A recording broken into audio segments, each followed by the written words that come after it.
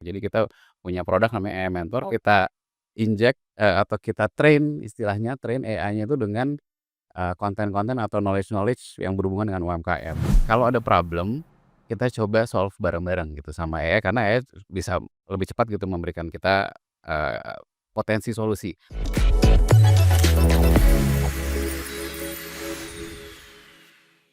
Halo Sobat Investor, kembali lagi di Fincast, your home of finance and investment. Kali ini bersama saya Rosa Licu dan saya sudah kedatangan tamu kita yang spesial ya, Mas Tio Guritno. Halo, apa kabar Mas? Halo Mbak Ocha, kabar baik? Kabar baik ya. Apapun situasinya kalau lihat Mas Tio Guritno ini selalu vibes-nya anak muda banget gitu ya.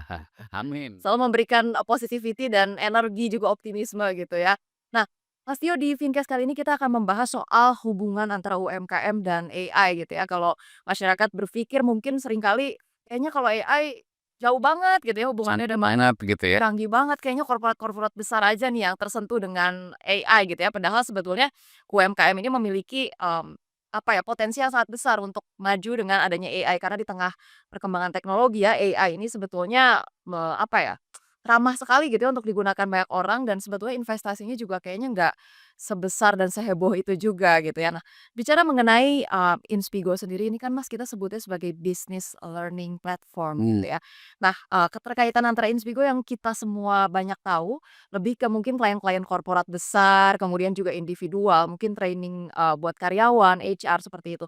Nah, keterkaitan dengan UMKM ini seperti apa nih? Mungkin masyarakat, Indonesia ataupun penonton Fincast perlu tahu juga. oke, thank you Mbak Ocha.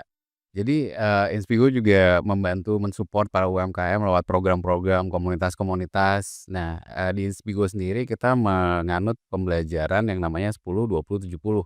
Nah, 10% itu kita mengakuisisi ilmu biasanya dengan training gitu ya, ada training offline atau online ataupun on demand content di Inspigo, banyak sekali on demand content. Nah, 20% itu si knowledge yang kita pelajari dari training dan on demand itu kita latih.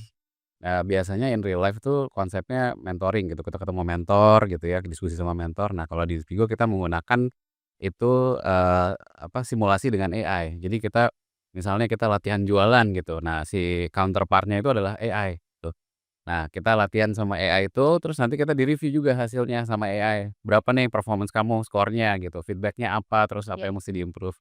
Nah, 70% itu kita mengimplementasi skill yang sudah dipelajari di real life. Jadi kita sebagai, karyawan UMKM atau mungkin owner gitu ya, kita bisa implementasi terus kalau misalnya nggak tahu kita nanya sama namanya AI Mentor. Jadi kita punya produk namanya AI Mentor, Oh, kita injek, atau kita train istilahnya, train AI-nya itu dengan, konten-konten atau knowledge-knowledge yang berhubungan dengan UMKM gitu. Jadi gimana cara misalnya promosi, kalau ada yang banting harga kompetitor gimana, apa yang harus kita lakukan, itu kita train sehingga bisa membantu si para entrepreneurs atau para orang-orang yang menakodai UMKM ini bisa bisa punya akses ke knowledge ya. dengan cepat gitu, Wow, berarti dan bisa solving problem dengan cepat juga. oke, berarti mentor dari AI, kemudian juga tadi role play AI ini sebenarnya layanan yang juga bisa accessible buat UMKM nih, Mas? Betul.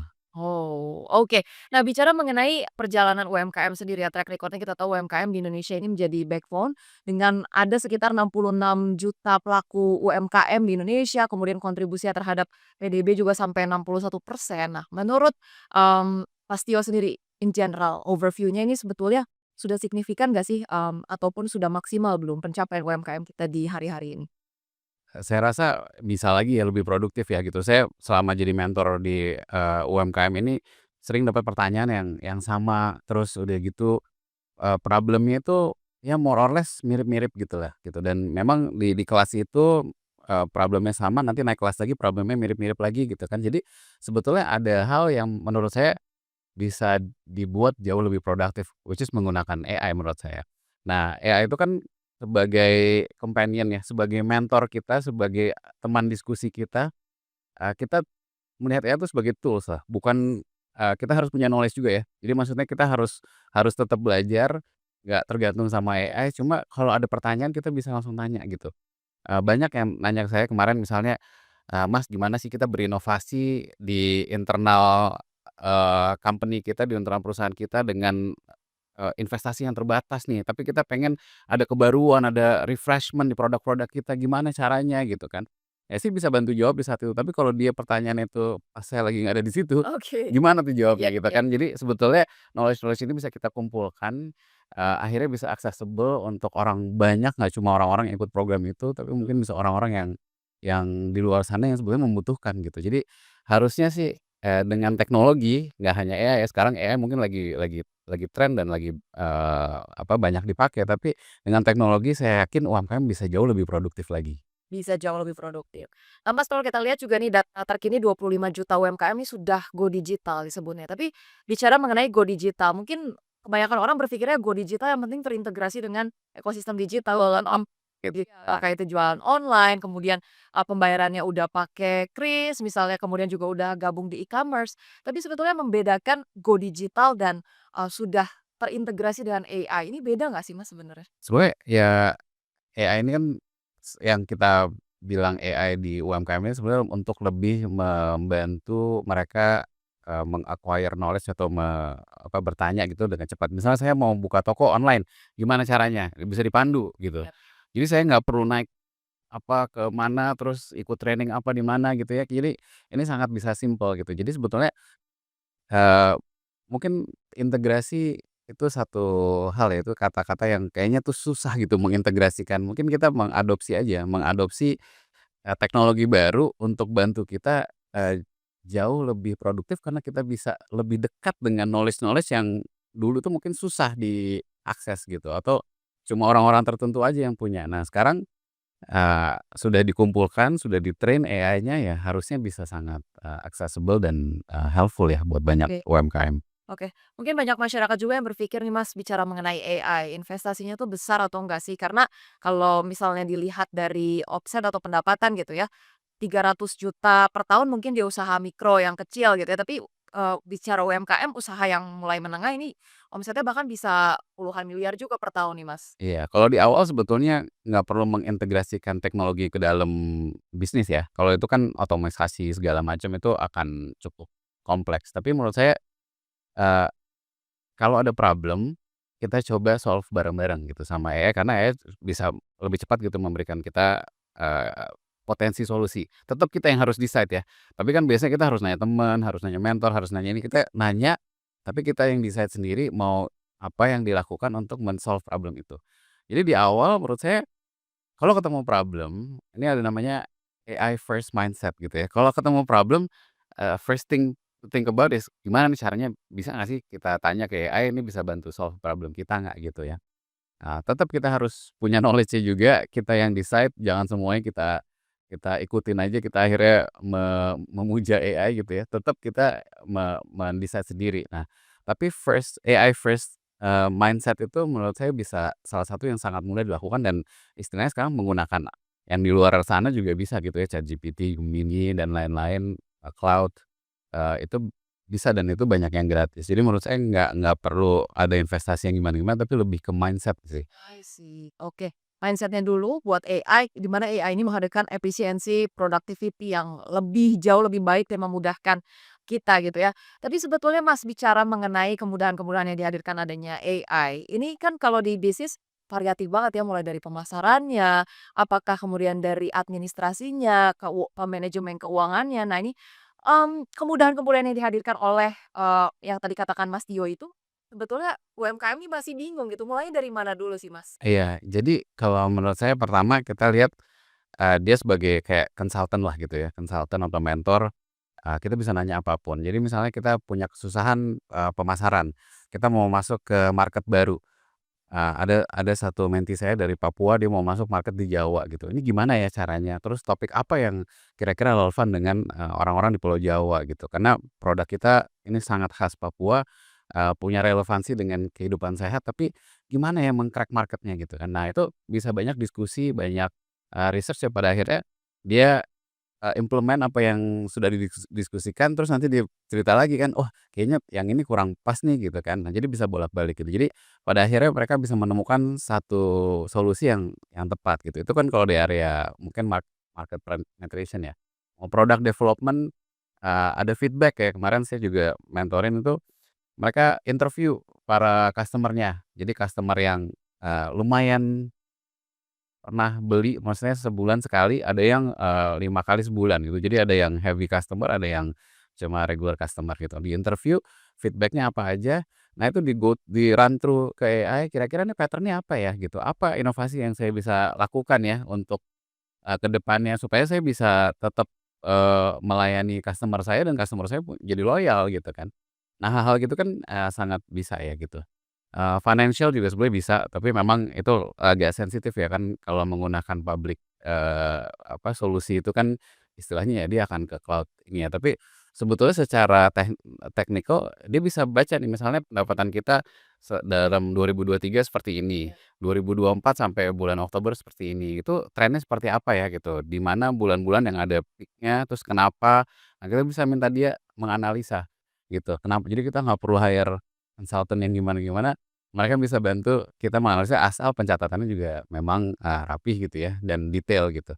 Ya hal-hal seperti itu bisa dilakukan dan sebetulnya saya melihat ke depannya ada kemungkinan besar UMKM itu cuma 1, 2 orang, tapi dia punya pasukan AI-AI ini yang bisa ngebantu mereka sehingga mereka nggak perlu tim yang Banyak. terlalu banyak Oh. gitu. Oke, wow. Jadi tadi bagaimana AI kemudian udah sangat-sangat personalized gitu ya, dia udah bisa ngikutin, record kita sebelum-sebelumnya gitu ya. Jadi referensi ataupun preferensi yang dihadirkan, saat ini itu adalah ya mungkin gabungan dari, mmm, apa ya, experience yang sebelumnya sudah ada juga ya, Kayak gitu. Nah tapi sebetulnya, platform ataupun teknologi yang perlu digunakan ini apakah kemudian ketika bicara mengenai tadi membangun strategi atau bisnis plan yang paling basic dulu deh Mas, ini apakah semudah dengan genggaman ChatGPT dan Gemini saja atau gimana nih? iya, intinya mereka kalau yang open to public itu kan dia di-train-nya dengan public information. Nah, kalau yang di Inspigo sendiri kita memang, kerjasama dengan, institusi untuk men-train si AI-nya itu. Jadi istilahnya kan kita men-train AI nih, men-train AI dengan, ribuan, jutaan dokumen gitu yang berhubungan dengan UMKM, misalnya regulasi, terus juga cara ekspor impor, terus, mungkin apa namanya, ketersediaan bahan baku segala macam itu bisa kita train si, AI-nya gitu. Jadi dia benar-benar spesifiknya untuk UMKM. Nah, yang kalau mau coba ya bisa langsung ya coba yang general dulu untuk membiasakan diri kan sebetulnya mindset-nya gitu ya. Tapi kalau yang sudah di-train akan lebih jitu lagi memberikan, suggestions-nya gitu. Nah, ya menurut saya open aja, yang penting sebetulnya mau terbuka dulu gitu. Kadang-kadang kan yang susah sebenarnya bagian situnya ya, untuk AI-nya sih siap membantu, siap memberikan, jawaban-jawaban, tapi manusianya ini yang sebetulnya siap apa enggak gitu. Oh, oke. Jadi mindset-nya dulu yang diubah gitu ya, ketika kita sudah terbiasa dengan yang general, kita bisa, memutuskan untuk, going advance dengan tadi ya, ikutan training, gabung dengan komunitas gitu ya, Mas, ya. Kayak Nah, tapi sebetulnya seberapa canggih si AI ini kemudian bisa menghadirkan personalisasi, berbagai, preferensi untuk decision making ketika tadi yang Mas, Tio katakan gitu ya, di Inspigo, bergabung dengan, komunitas dan korporat juga gitu untuk bekerja sama men-training AI-nya gitu. Ini apakah aplikasi atau teknologi yang berbeda atau seperti apa sih, Mas? ya di Inspigo memang, kita ada yang open ke publik, itu cukup general, tapi kalau yang program-program itu kita kerjasama dengan institusi, misalnya institusi perbankan dan juga ada, apa namanya, khusus untuk UMKM. Nah, di program itu kan kadang-kadang ya UMKM kan, wah kita mau naik kelas nih, kita harus, meningkatkan modal. Gimana caranya meningkatkan modal kan pasti harus ada tren bisnisnya naik dulu kan, supaya dia kalau misalnya ada pinjaman bisa balikin gitu Ya. kan kira-kira. Nah tapi, kadang-kadang kita nggak tahu nanya ke mana segala macam. Nah kalau AI itu di-train dengan, solusi-solusi dari perbankan segala macam dan dikonekkan langsung ke bank-banknya gitu, itu kan bisa jauh lebih lebih efisien buat mereka juga gitu kan ya.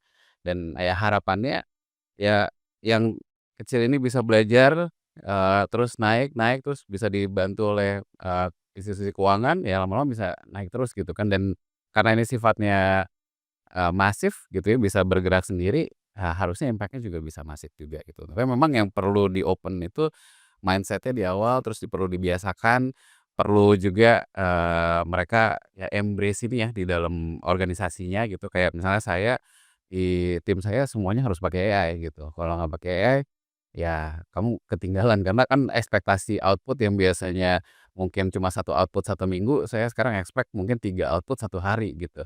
Jadi, harus jauh lebih produktif, orangnya tetap sama tapi jauh lebih produktif ya karena menggunakan teknologi. Ya, waktunya tetap sama, orangnya tetap sama, tapi outputnya jauh lebih, Kalau eee, manusia mau stay relevan ya mereka harus jauh lebih produktif ya, Kak, otherwise nanti kita bisa digantikan juga loh oleh iya. oleh teknologi.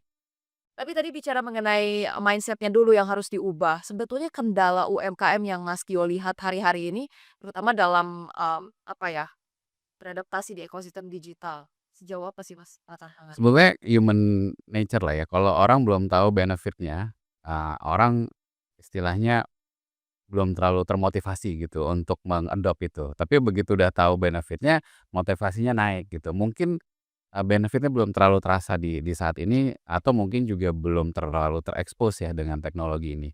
Tapi saya rasa begitu ada benefit-nya, ya kenapa sekarang, ChatGPT, Gemini itu, tinggi sekali penggunaannya secara organik ya tanpa ada promosi macam-macam.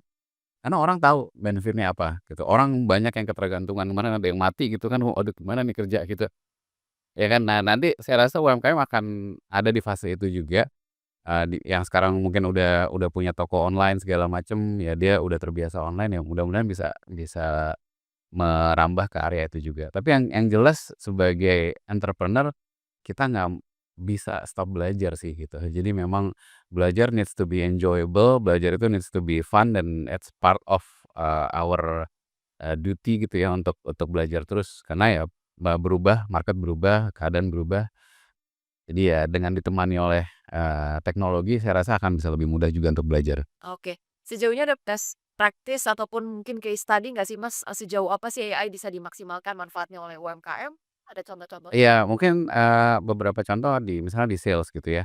Kan kita jualan, kemarin saya juga, beberapa menti saya juga bilang jualan misalnya dia konveksi baju, dia ke apa, perusahaan-perusahaan besar gitu untuk, jualan seragam segala macam. Nah, dealing-dealing-nya itu kan mereka butuh latihan ya gitu. Nah, sebetulnya kita bisa, menggunakan teknologi seperti AI ini, kalau di Inspigo ada namanya AI role play, kita bisa latihan tuh misalnya ketemu dari bapak-bapak dari pemerintahan, itu nanti itu si AI-nya bisa kita customize, bisa kita configure, nanti kita ngobrolnya sama bapak-bapak itu seakan-akan kita kayak di real life, tapi ini role playing aja gitu. Nah itu latihan, bapak-bapaknya galak atau ibu-ibunya galak gitu, itu bisa setting. Nah pada akhirnya kan skill di real life-nya akan terbantu karena kita udah latihan dulu gitu kan. Eee, terus apa namanya, kalau misalnya mereka tolak nanti kita bisa nanya juga ke si mentor itu, "Kenapa ya kok bapak-bapak ini nggak mau? Padahal, kaos seragamnya Om bikin 10.000 tapi dia kok mintanya harga segini." Cara cara solving apa, win-win situation-nya seperti apa ya gitu. Nah itu kan kadang-kadang itu, apa ya, menit per menit gitu ya, kita harus punya jawaban nggak bisa lebih dari seminggu, paling ya berapa jam atau sehari gitu kan. Nah itu kan bisa bantu diskusi kita tanpa kita harus telepon mentor dan lain-lain gitu. Ya mungkin kira-kira itu ya, terutama untuk menemukan bisnis lewat sales lah, itu menurut saya, sangat, praktikal digunakan. Oke. Secara marketing, kemudian juga manajemen internal, ini juga Bisa, iya. sangat membantu ya, Mas? Kemarin ada yang nanya saya juga kan kayak, "Ini kalau nggak perform gimana Mas ya?" Gitu, "Saya harus ngapain? Saya tuh kasihan dia punya keluarga gini segala macam," gitu kan. Nah, tapi kan, bisnisnya turun jadinya kan. Nah, itu kan harus ada apa, eee, istilahnya solusi-solusi untuk membuat si orang itu juga bisa perform balik lagi, karena kalau dia nggak perform ya bisnisnya juga ter-impact oleh, underperformance itu. Nah, dia nanya ke saya kebetulan, tapi kan menurut saya itu harusnya jawabannya itu bisa dijawab sebelum ketemu saya, mungkin ketemu si AI-nya itu, gitu. Eee, karena memang kalau dari dulu kan yang kita tahu gitu ya, pelatihan, training untuk pelaku usaha ini kebanyakan ya mentoring, one on one dengan manusia gitu ya. Tapi kan yang namanya mentoring dengan manusia biayanya pasti mahal, waktunya terbatas gitu ya. Tapi dengan kemudian dihubungkan dengan AI ya itu jadi sesuatu yang sangat baik juga ya, kita jadi lebih mandiri juga gitu ya, Mas. Ya tetap perlu ketemu orang menurut saya karena banyak wisdom-wisdom yang AI nggak punya gitu ya. Tapi kan basic questions itu bisa langsung ke teknologi menurut saya karena itu, repetitif kadang-kadang.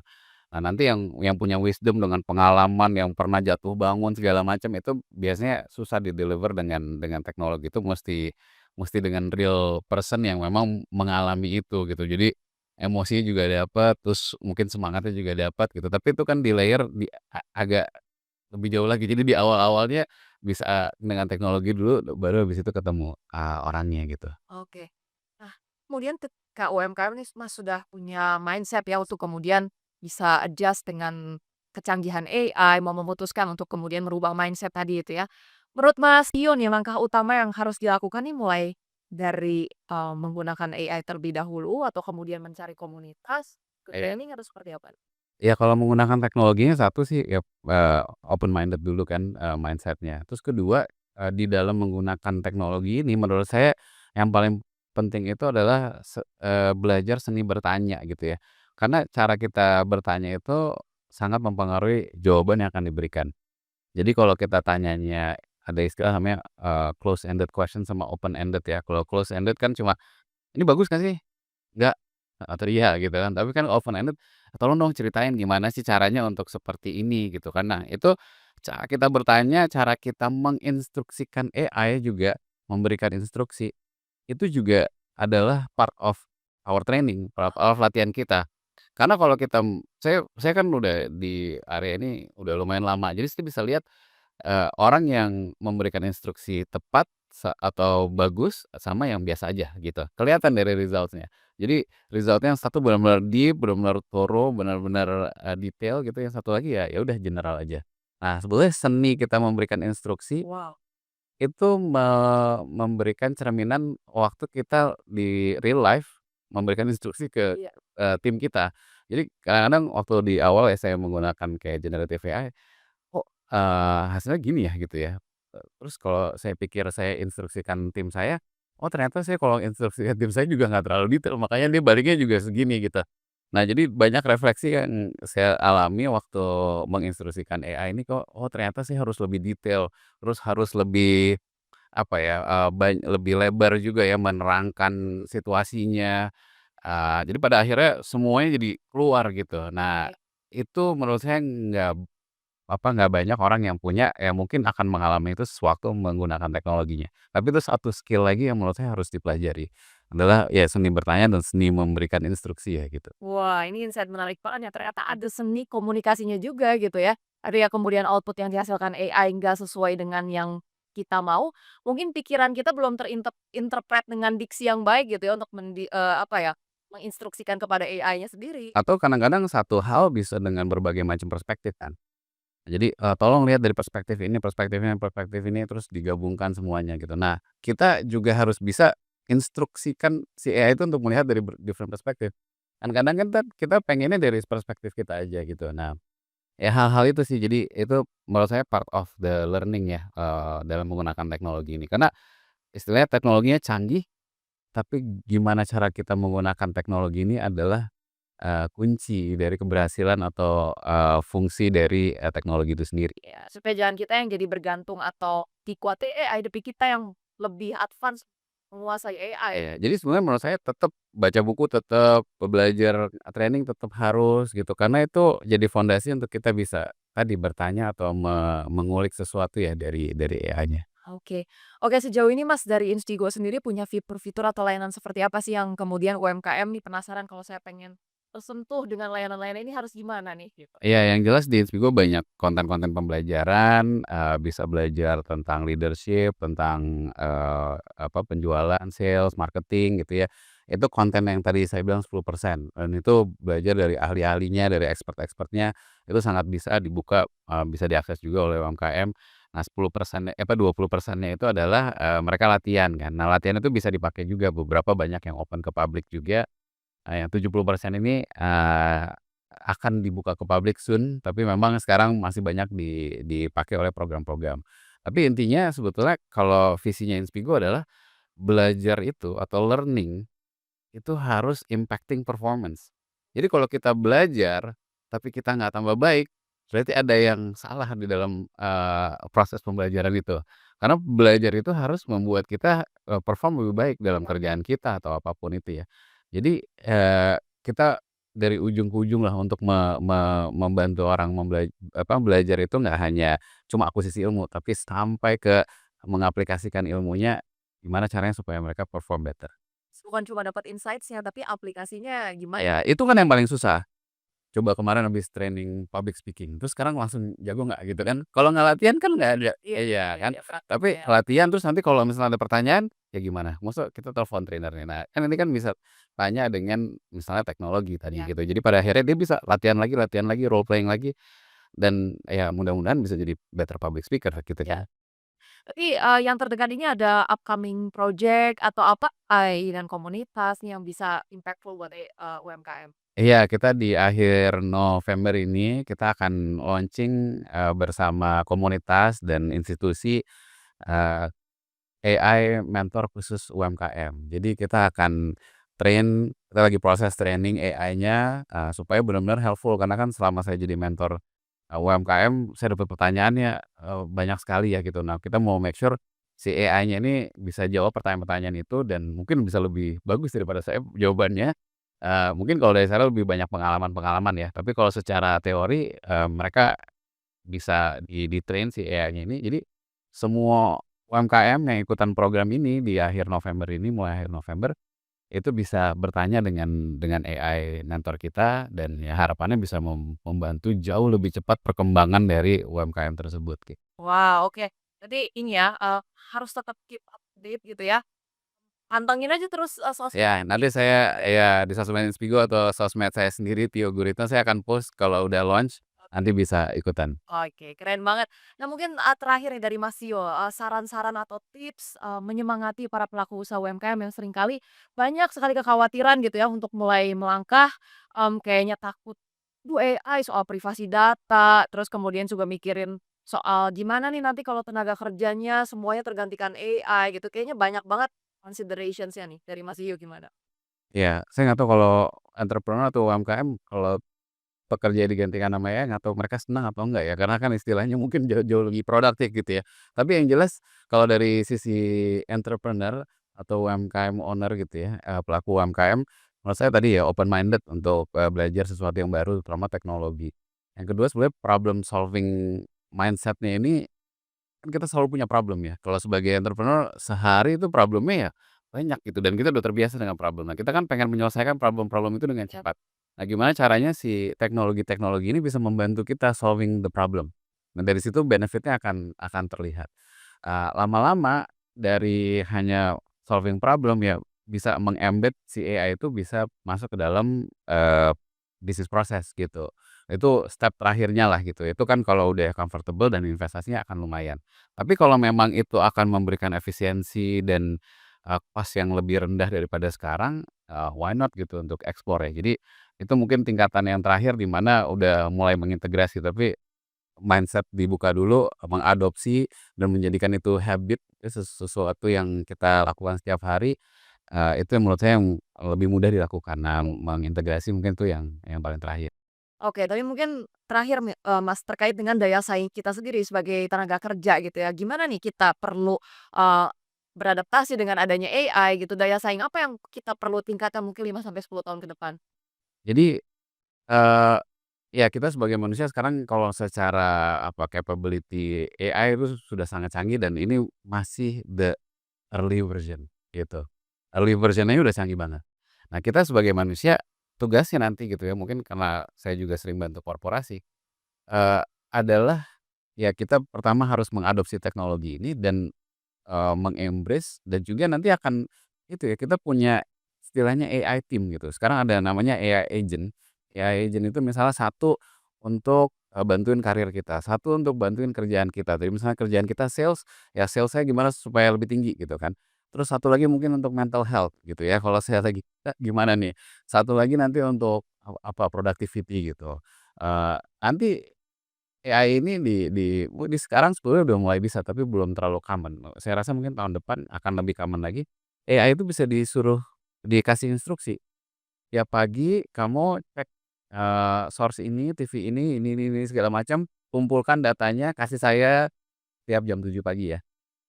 Oke, oke. Nah, dia akan melakukan itu setiap hari dan dia akan bisa tanya, "Oh kalau, harga emas gimana? Gini," gitu. Nah, dia udah bikin summary sendiri. Nah, saya bisa diskusi. Nah, saya sebagai mungkin in the case of UMKM, saya kan butuh itu ya, Iya. butuh harga-harga itu, misal harga pangan apa segala macam. Nah, terus nanti yang lain-lainnya juga bisa, nanti setiap hari ini saya mau ada, email ke ini di-automate, tapi emailnya itu berdasarkan hasil meeting saya ya gitu misalnya. Jadi dia akan record meeting kita terus nanti dikirim. Nah, jadi nanti akan banyak istilahnya, eee diskusi, terus juga interaksi sama, AI-nya dan AI-nya bisa dikasih, tadi itu ya instruksi-instruksi, pada akhirnya banyak otomisasi. Tuh. Jadi kita nggak perlu punya satu tim, satu orang ngerjain ini, satu orang ini, nanti AI-nya bisa membantu mengerjakan itu. Nah, sehingga kita sebagai tenaga kerja, kita harus belajar me-manage itu. Yap, yap. Kan kita bisa punya banyak nanti. Nah, semakin kita comfortable me-manage itu, semakin kita punya unique value. Ya. Nah, itu yang nanti akan dicari saya rasa, banyak di masa depan. Oke, keren banget. Jadi buat kita pun sebagai individual, ya decide to go with AI dan kita akan, apa ya, selain dimudahkan kita juga akan tahu AI itu sejauh apa. Jadi kita juga, apa ya, bisa mulai aware gitu ya, oke kalau AI bisa sampai sini, saya berarti harus sampai mana gitu ya. Harus jadi apa ya, the master of all this AI Ya. gitu. Jadi anggap misalnya Tio sekarang di level ini, tapi Tio dengan all this AI, agent bisa naik lagi levelnya gitu. Jadi kira-kira melihatnya seperti itu. Oke, keren banget. Gimana tadi Mas Tio sudah katakan ya, naik level bisa mulai dari UMKM, dari individual semua harus, naik level dengan ya adjust gitu sama AI itu sendiri gitu ya. Terima kasih banyak Mas Tio I Guritno sudah bergabung di Fincast, your home of finance and investment. Semoga pemirsa Fincast atau sobat investor bisa mendapatkan banyak insight ya, dan jelas bukan hanya dapat insight saja tapi mulai decide gitu ya untuk mulai berubah gitu ya dan ambil keputusan mulai dari sekarang juga. Semoga sukses terus buat makasih sukses terus buat Instigo selalu memberikan, karya-karya terbaik untuk kemudian memberikan dampak yang sangat positif buat masyarakat ke depan. Sampai ketemu lagi Sobat Investor dan jangan lupa untuk saksikan terus IDX channel Your Trustworthy and Comprehensive Investment Reference. Saya Rosalyn Cu pamit undur diri. Terima kasih dan sampai jumpa.